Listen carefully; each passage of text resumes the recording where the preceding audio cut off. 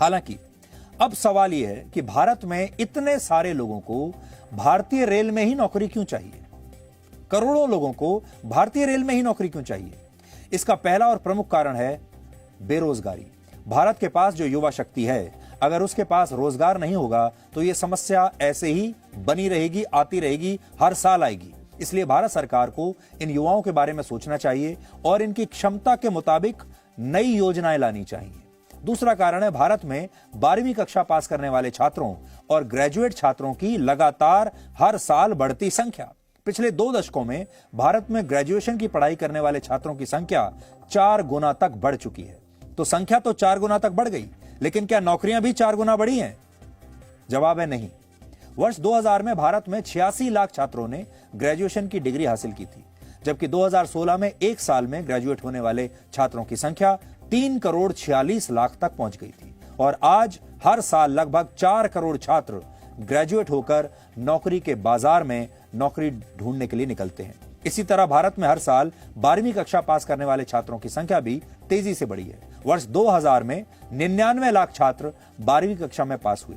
2016 में इनकी संख्या लगभग 2.5 करोड़ हो गई और अब हर साल लगभग 3 करोड़ बच्चे 12वीं पास करके नौकरी या फिर उच्च शिक्षा के लिए जाते हैं। इससे पता चलता है कि भारत में ऐसे छात्रों की संख्या तेजी से बढ़ी है जो सरकारी नौकरियों के लिए योग्य होते हैं। उदाहरण के लिए 2016 में जो 3 करोड़ 46 लाख छात्र ग्रेजुएट हुए, वो 2018 में रेलवे द्वारा निकाली गई 90,000 नौकरियों के लिए पूरी तरह योग्य थे और उन्होंने अप्लाई भी किया। हालांकि यहां समस्या यह है कि भारत में जिन छात्रों के पास ग्रेजुएशन की डिग्री है, उनमें से बहुत सारे छात्र स्किल्ड नहीं हैं। यानी हाल ही में आई एक रिपोर्ट के मुताबिक भारत में इस समय 54% ग्रेजुएट छात्र ऐसे हैं जो स्किल्ड नहीं हैं। और यही वजह है कि ऐसे छात्र भारतीय रेल की नौकरियों के लिए ज्यादा प्रयास करते हैं कि सरकारी नौकरी किसी भी तरीके से लग जाए, जान पहचान से लग जाए या किसी और तरीके से लग जाए। और वो इसलिए क्योंकि इसमें कठिन परीक्षा नहीं है और कोई खास टेक्निकल स्किल्स की भी आवश्यकता नहीं होती और ये नॉन टेक्निकल जॉब्स होती हैं। और सबसे बड़ी बात ये कि ये पक्की नौकरी होती है। यानी ये वो छात्र हैं जिनके पास डिग्री तो है, लेकिन उनकी इस डिग्री का प्राइवेट सेक्टर में कोई महत्व नहीं है क्योंकि उनके पास स्किल नहीं है। उनके पास डिग्री तो है लेकिन योग्यता नहीं है, और जैसी योग्यता उनके पास है उस योग्यता के आधार पर उन्हें और कहीं नौकरी मिल नहीं सकती। इसलिए वो चाहते हैं कि इसी परीक्षा में किसी तरह पास करके सरकारी पक्की नौकरी ले लें।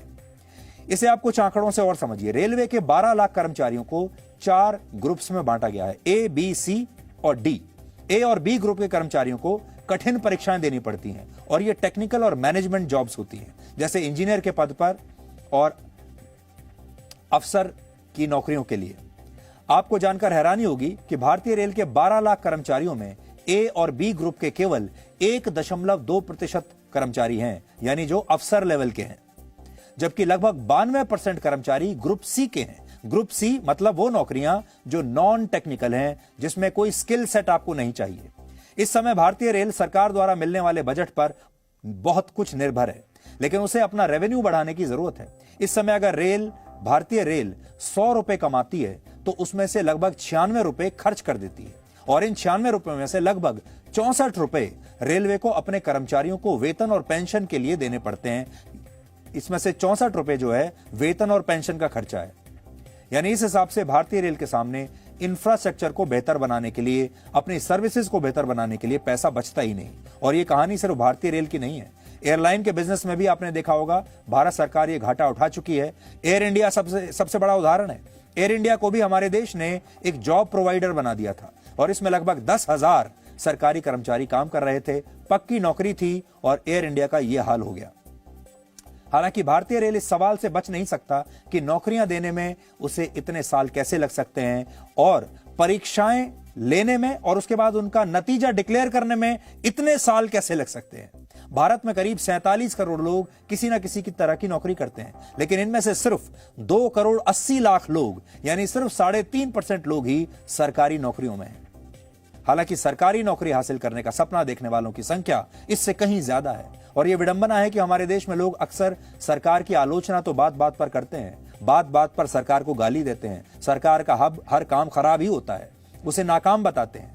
और हमेशा सरकार से नाराज ही रहते हैं, लेकिन नौकरी इन सारे लोगों को सरकार में ही करनी होती है। यानी सरकार को गाली भी देंगे लेकिन नौकरी सरकारी ही चाहिए। भारत में बहुत सारे लोग परीक्षा देकर, पैसा देकर या किसी नेता, सांसद या विधायक से पहचान के दम पर किसी भी तरह से सरकारी नौकरी पाना चाहते हैं। इसकी सबसे बड़ी वजह यह है कि सरकारी नौकरियों में काम के घंटे तय होते हैं। ज्यादातर कर्मचारियों को तय घंटों से ज्यादा काम नहीं करना पड़ता। लेट जाने और जल्दी दफ्तर छोड़कर निकलने की आजादी होती है। हालांकि हम ये नहीं कह रहे कि सारे सरकारी कर्मचारी ऐसे ही होते हैं। कुछ सरकारी कर्मचारी इसका अपवाद भी हैं, कहीं कहीं पर अच्छा काम भी होता है, तो उन्हें हम डिस्करेज नहीं करना चाहते।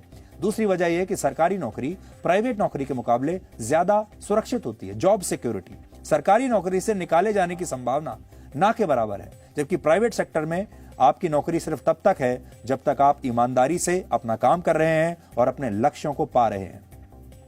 सरकारी नौकरी में तनख्वाह अच्छी होती है, दूसरे भत्ते भी मिलते हैं, समय पर छुट्टियां मिलती हैं, घर खरीदने के लिए आसानी से लोन मिलता है, बीमा और पेंशन मिलती है। इसके अलावा निश्चित समय पर आपकी सैलरी बढ़ती रहती है, चाहे काम में आपका प्रदर्शन कैसा भी हो। जबकि प्राइवेट सेक्टर में लोगों को सैलरी में इंक्रीमेंट के लिए जी तोड़ मेहनत करनी पड़ती है। जो लोग प्राइवेट सेक्टर में काम करते हैं, मेरे जैसे, उनसे पूछिए। सरकारी नौकरियों की चाहत के पीछे एक बड़ी वजह रिश्वत भी है। सरकारी नौकरी में अगर पैसा कम भी हो तब भी कई कर्मचारी रिश्वत लेकर अच्छा खासा पैसा कमा लेते हैं। 2019 में एक सर्वे में हर 2 में से 1 भारतीय ने माना था कि उन्होंने अपना काम करवाने के लिए सरकारी कर्मचारियों को रिश्वत दी। यानी सरकारी नौकरी में ऊपर की कमाई की संभावना हमेशा बनी रहती है और ये ऐसी संभावना है जो सबको बड़ी हसीन लगती है। आज हम आपको कोचिंग माफिया के बारे में भी बताना चाहते हैं, जो इन छात्रों को झूठी उम्मीद दिखाकर सरकारी नौकरियों की तरफ आकर्षित करते हैं। भारत में 70 से ज्यादा ऐसे कोचिंग सेंटर्स हैं जो सरकारी नौकरियों की तैयारी कराते हैं और ये धंधा बहुत मुनाफे वाला है, क्योंकि अगर छात्र कोचिंग लेने के बाद भी सरकारी नौकरी की परीक्षा में फेल हो गए तो इसके लिए छात्र खुद जिम्मेदार होते हैं। ये कोचिंग सेंटर्स छात्रों को उनकी फीस नहीं लौटाते, इसलिए ये जो पूरी कोचिंग सेंटर का जो बिजनेस मॉडल है ये सरकारी नौकरियों पर ही आधारित है। और ये कोचिंग सेंटर्स ऐसे ऐसे छात्रों को भी अपने यहां ले लेते हैं जिसका कोई चांस ही नहीं है परीक्षा में पास होने का, लेकिन क्योंकि इन्हें पैसा कमाना होता है इसलिए ये उन सारे छात्रों को कंफ्यूज करते हैं। आज हम इनसे कहना चाहते हैं कि सिर्फ उन छात्रों से पैसा लीजिए जिन्होंने परीक्षाएं क्लियर की हैं, और जिनकी परीक्षा क्लियर नहीं हुई हैं उनके पैसे वापस कर दीजिए। उन सारे अध्यापकों से कहना चाहते हैं उनके पैसे, छात्रों के पैसे वापस करिए, क्योंकि जो शिक्षा है ये बेचने की चीज नहीं है, शिक्षा बिजनेस नहीं है। आज जब भारत में सरकारी नौकरियों के लिए बहुत भीड़ भाड़ है, तब पूरी दुनिया में मास रेजिग्नेशंस का ट्रेंड चल रहा है। आपने देखा होगा 2021 में पूरी दुनिया में 3 करोड़ लोगों ने अपनी नौकरियां छोड़ दी। और सोचिए हमारे देश में नौकरियों के लिए तोड़फोड़ हो रही है, हिंसा हो रही है, और हमारे देश के छात्र क्या कुछ करने के लिए तैयार नहीं है।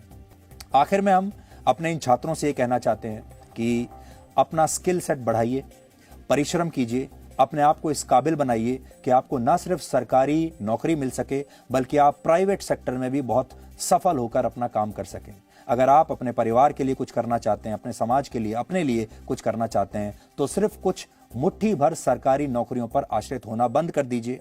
और इन कोचिंग सेंटर से हम ये कहना चाहते हैं कि ये कोचिंग सेंटर्स भी सरकारी नौकरियों के अलावा आपको प्राइवेट नौकरियों के लिए तैयारी करने का मौका दें, ताकि ज्यादा से ज्यादा लोगों को नौकरी, आपको नौकरी ही तो चाहिए, चाहे सरकार मिले या प्राइवेट मिले। आपको हर महीने अच्छी तनख्वाह ही तो चाहिए, चाहे सरकार से मिले या फिर किसी प्राइवेट कंपनी से मिले, लेकिन उसके लिए आपको लायक बनना होगा, आपको अपने स्किल सेट्स ठीक करने होंगे। और एक हम आखिर में ये कहना चाहेंगे कि हिंसा करके और इस तरह की तोड़फोड़ करके, आगजनी करके कोई भी हल निकलने वाला नहीं है। आराम से सरकार से भी अपील करेंगे कि इन छात्रों से बात कीजिए, ये अपराधी नहीं है, ये आतंकवादी नहीं है। और जब दोनों पक्ष एक खुले मन से एक दूसरे के साथ बैठेंगे तो इसका जो नतीजा होगा वो बहुत ही सकारात्मक होगा। Presenting V News app available on Google Play and App Store. Download it now.